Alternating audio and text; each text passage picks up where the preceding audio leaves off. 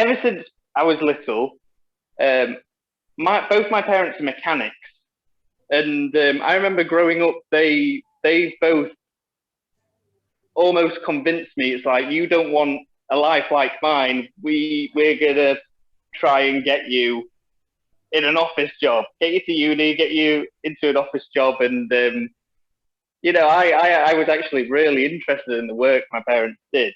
My mum and dad used to work at a car garage together, and I used to be at the unit all the time. And I think I did unfortunately go down the university route, and I just was unfortunately not happy doing it. Um, when I actually first got out of university, I, I I knew the life wasn't for me, and I tried to go into carpentry, and I went and did carpentry abroad. And then when that year abroad came to an end, I came back to the UK, and I felt like without proper qualifications, it's very difficult to get into a lot of manufacturing and industry work. So unfortunately, I did go back into offices, and I ended up doing marketing.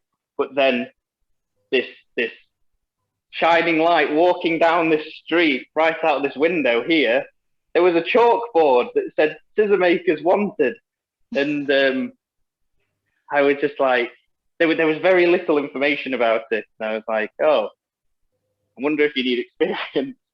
So I rang up immediately, came in that day, and then, as I said, I just tried to get a head start on all the work and all the machinery, and that's just that. It was just a longing to work for my hands that I never got the opportunity to do before, that I wasn't sort of encouraged towards before, and I just finally got to do it.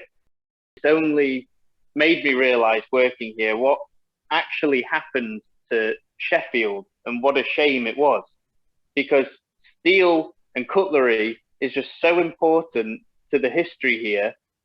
It's, if anything, an insane shock that we're one of the last ones left. I mean, even our green motto for Sheffield is "Keep Sheffield Stainless," our sort of anti-littering campaign. And then you also have stainless steel being invented here. You have the you have the Cutlers Guild based here, and it's just that this place was so close to shutting down, and Sheffield was extremely close to losing part of its history. And it's very fortunate that Paul from the Netherlands managed to keep something so historical afloat, and it's really good. And I'm so glad that as well that he's sort of taken this stereotype of it's sad that people have almost began to look down on this label of blue collar work, but now it's seeing this revival, and it just makes me really happy.